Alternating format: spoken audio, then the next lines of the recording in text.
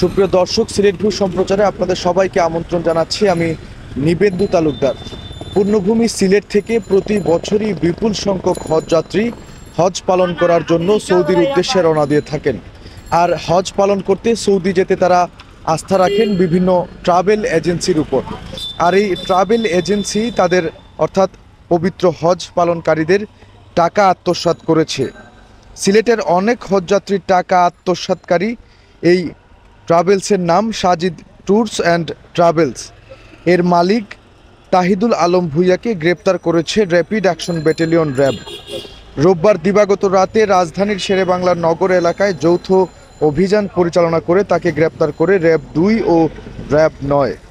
সোমবার সকালে র্যাব 2 এর সিনিয়র এএসপি সিনিয়র সহকারী পরিচালক মিডিয়া শিহাব করিম এ তথ্য জানান।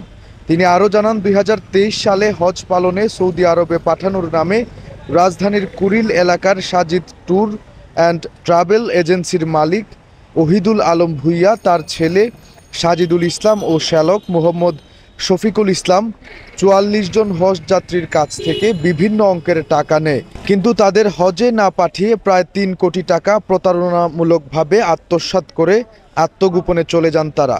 হজের টাকা আত্মসাতের অভিযোগে ভুক্তভোগীরা সিলেট সহ দেশের বিভিন্ন থানায় 25টির বেশি মামলা দায়ের করেন। এ ঘটনাটি সিলেট সহ দেশব্যাপী ব্যাপক চাঞ্চল্যের সৃষ্টি করে। র্যাব এ ঘটনার ছায়া তদন্ত এবং গোয়েন্দা তৎপরতা জোরদার করে। গোপন তথ্যের ভিত্তিতে র্যাব 2 এর একটি অভিযানিক দল র্যাব 9 এর তথ্য সহায়তায় রাজধানীর শেরেবাংলা নগর এলাকায় অভিযান পরিচালনা করে ওহিদুল আলম ভূঁইয়াকে গ্রেপ্তার করে তার বিরুদ্ধে প্রয়োজনীয় আইনানুগ ব্যবস্থা প্রক্রিয়াধীন। র্যাব 2 এর এই কর্মকর্তা আরও বলেন, ওহিদুলকে জিজ্ঞাসাবাদে টাকা আত্মসাৎ করার কথা স্বীকার করেছে।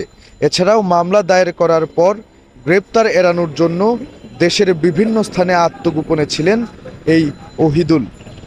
দর্শক, দেখতেই পাচ্ছেন সিলেট সহ পুরো দেশের 44 জন হজযাত্রীর টাকা মেরে দিয়েছে একটি ট্রাভেল এজেন্সি। তবে র্যাব তাদের জালে তাদেরকে ফাঁসিয়ে আটক করতে সক্ষম হয়েছে এবং তাদের বিরুদ্ধে প্রয়োজনীয় আইনানুগ ব্যবস্থা গ্রহণ করছে। দর্শক, এই ছিল পবিত্র হজ যাত্রীদের টাকা আত্মসাৎ করার ঘটনার সর্বশেষ খবরাখবর আমার কাছে। এতক্ষণ আমাদের সাথে থাকার জন্য সবাইকে অসংখ্য ধন্যবাদ।